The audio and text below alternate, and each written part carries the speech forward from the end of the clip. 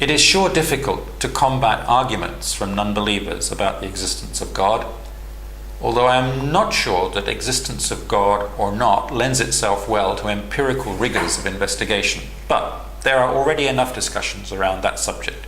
I assure you that that is not the focus of this video. In my opinion, either God exists or he does not, and we each have the right to believe that he does, or believe that he does not, or to believe that we can never know, or indeed simply to have no belief. Some atheists seem not to be well informed and may not have had the privilege of guidance at school or by parents, and certainly not by Sunday school or church. Yet, many have taken the time to study and reflect, and have come to their own non-theist conclusions.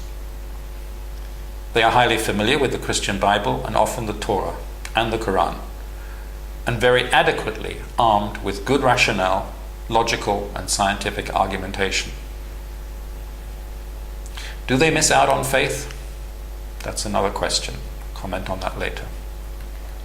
But places like YouTube are replacing the traditional influences of school, parents, church, which fall into second or third place, or even into obscurity.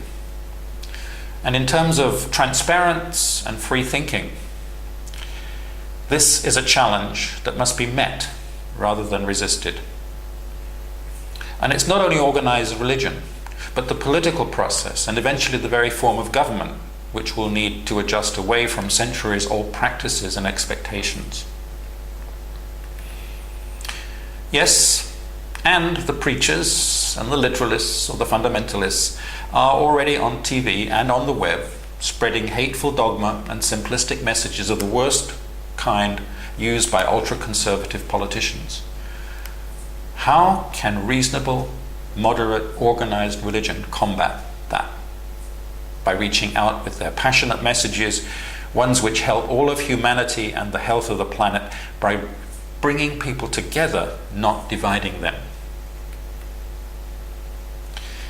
Christian apologists on YouTube and elsewhere do a good job, but I fear our theist argumentation is weakened by an overly strict, contextually incredible doctrine and dogma. Christian history's negative aspects now spread so widely and so quickly. First, the Catholic Church decided which scriptures would be included in the Bible, and then they restricted the results to those who could read Latin. It took Luther to translate into the language of the people and make copies available for the common man. But next, the church introduced packaged products which they sold to the masses and turned salvation into a lucrative market. Of course, they took us to war in the name of the Lord. Nothing new and still going on.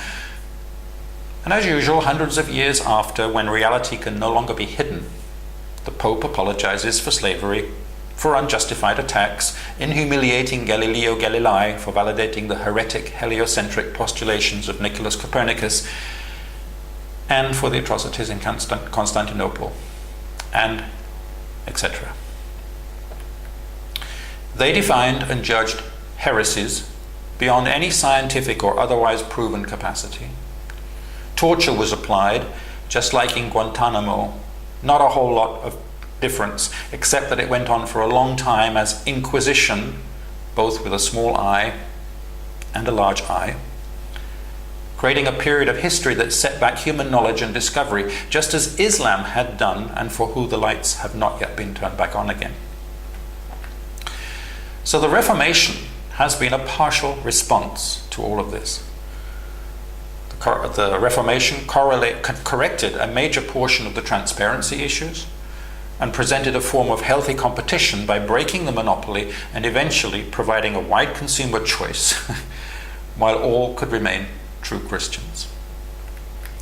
Protestantism has created an open system of Christianity. No more proprietary or monopolistic constraints. Many suppliers, diverse marketing programs, varied products and features, yet true to the same foundation and to the same one God. So the answer is not to split further, but to define and highlight commonalities.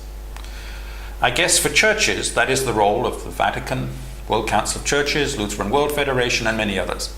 Nevertheless, forums and communities like this one are vital for providing grassroots impetus, and especially so from atheists and agnostics who are concerned with the well-being of humanity and the planet in whatever way this was all created.